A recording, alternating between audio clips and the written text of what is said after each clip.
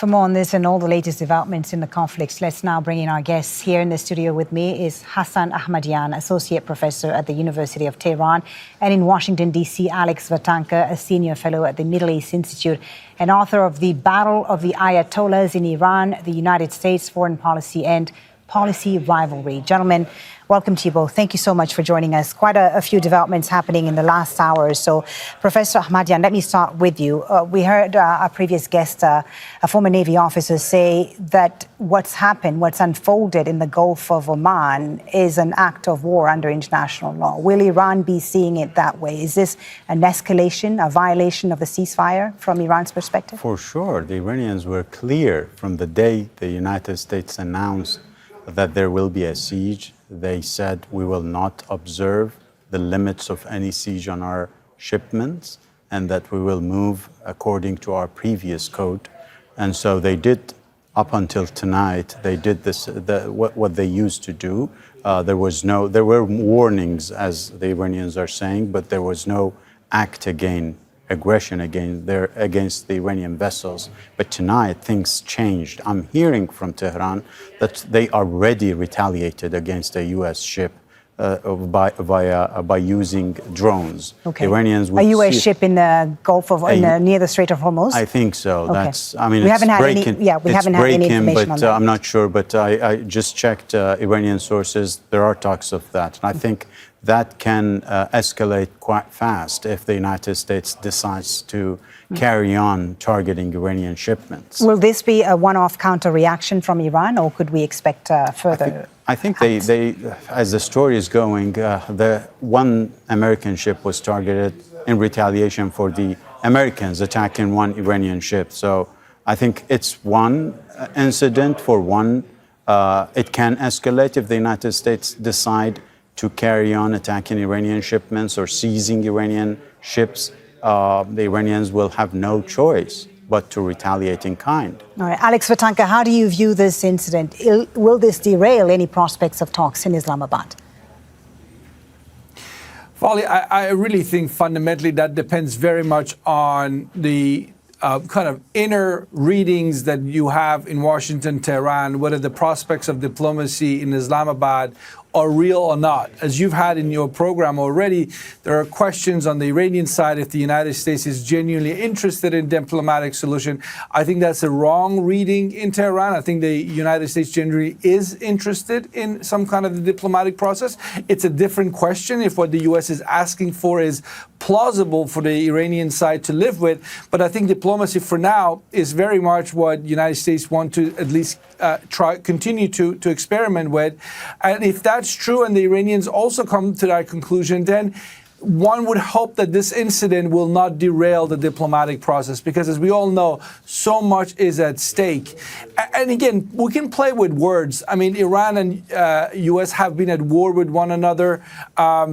At the very least, since the position of the blockade, you could argue from a legal point of view, imposing a blockade on a country is a declaration of war. The American side, the Gulf countries, can declare Iran to have declared war on them with the attacks that they have carried out in recent weeks. So again, we can play that game, if you will, or we can focus on the key issue here, which is there a viable diplomatic process? If so, can they focus on the substance and agree on a bottom line basic framework to work from? Because again, that could be the best case scenario if they ever get to that point. Professor Ahmadian, will this derail the negotiations, prospects of negotiations, as you say, because the Iranians have said they're not going to head to Islamabad unless this naval blockade is lifted. What are your sources telling you about that? Will Tehran send a delegation? I'm not sure, really. There are discussions, I imagine, in Tehran being held on the merits of going to Pakistan, because the previous time they went,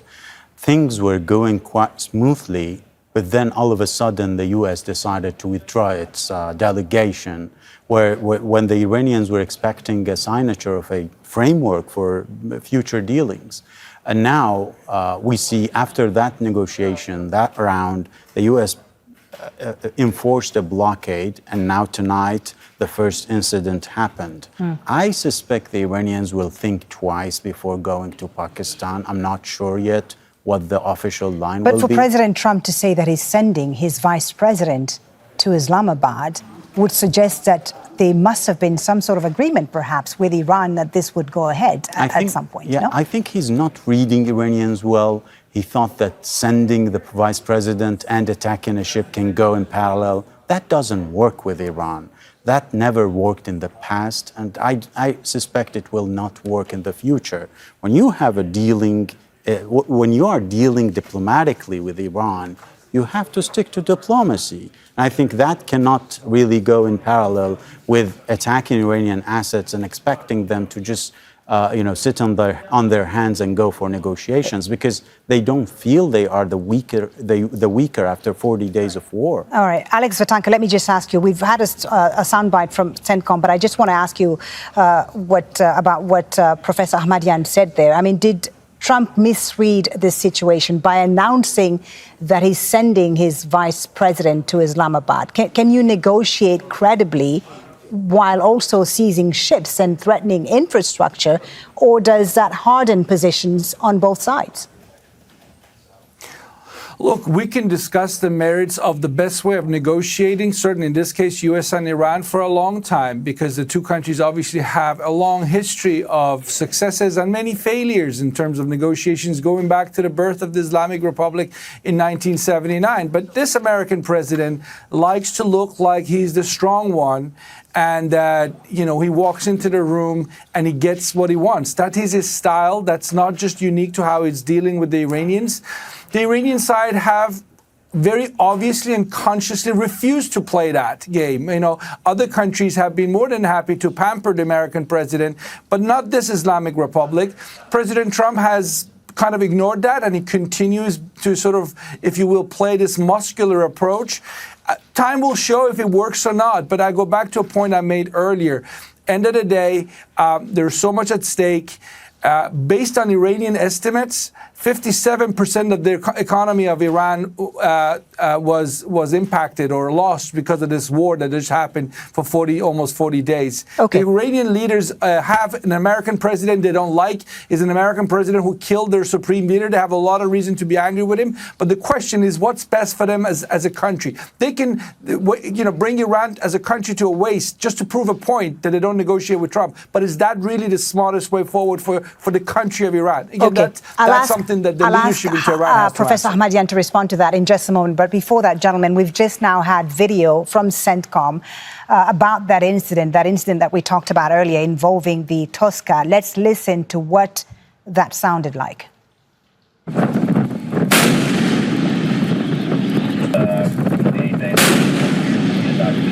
Be ready.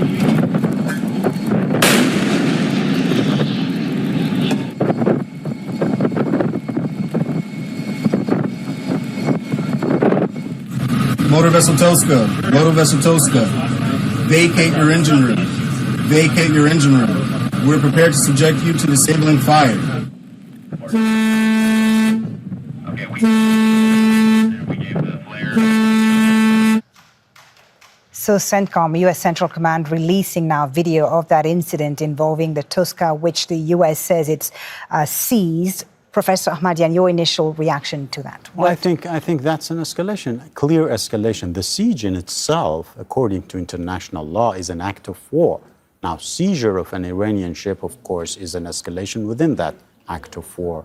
I think the Iranians have viewed it that way and are reacting to it the same way. But on the points that were raised, I think, we have to look back. The Iranians made many proposals not to be dragged into this war, but none worked with this president and previous administrations. The only time that it worked was with President Obama, who also went for a give and take, not surrender.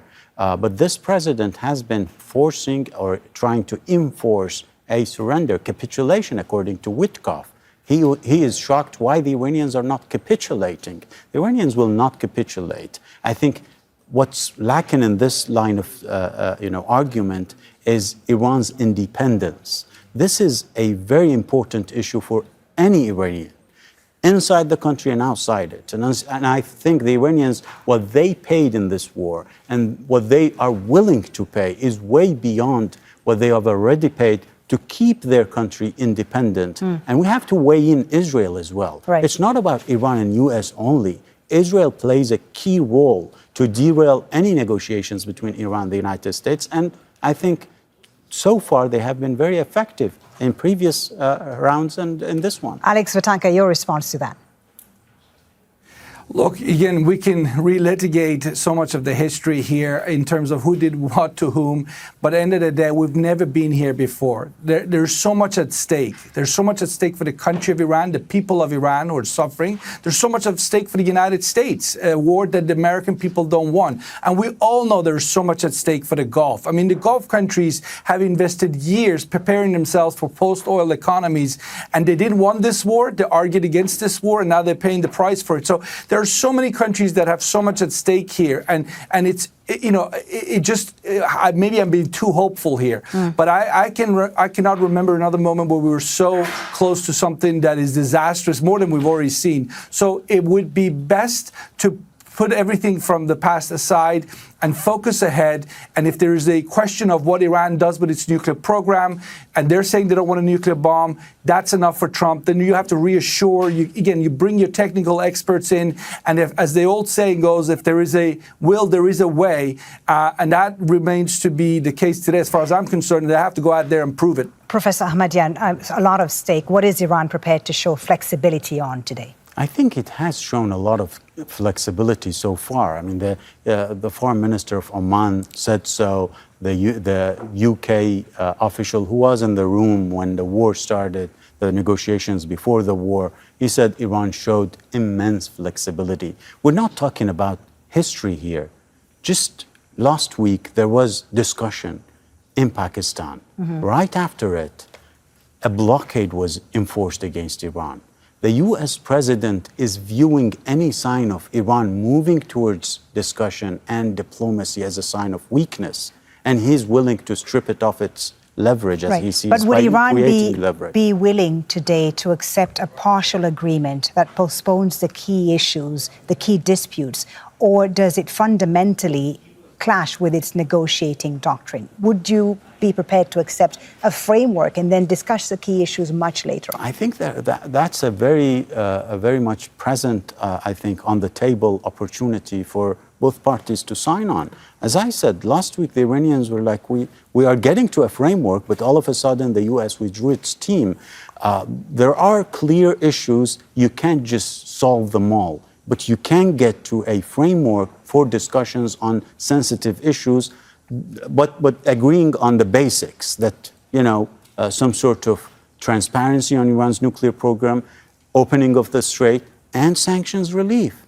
Iran cannot get out of this war without an economic outcome after its infrastructure being targeted, after these years of sanctions suffocating its society. That would be suicide for Iran, to let go of its leverage for something that might come or might not. They have to guarantee something out of this. All right, gentlemen, thank you both very much for joining us on Al Jazeera. We'll leave it there for now. Hassan Ahmadian, professor at the University of Tehran, and Alex Vatanka joining us there in Washington, D.C. Thank you both very much for your time.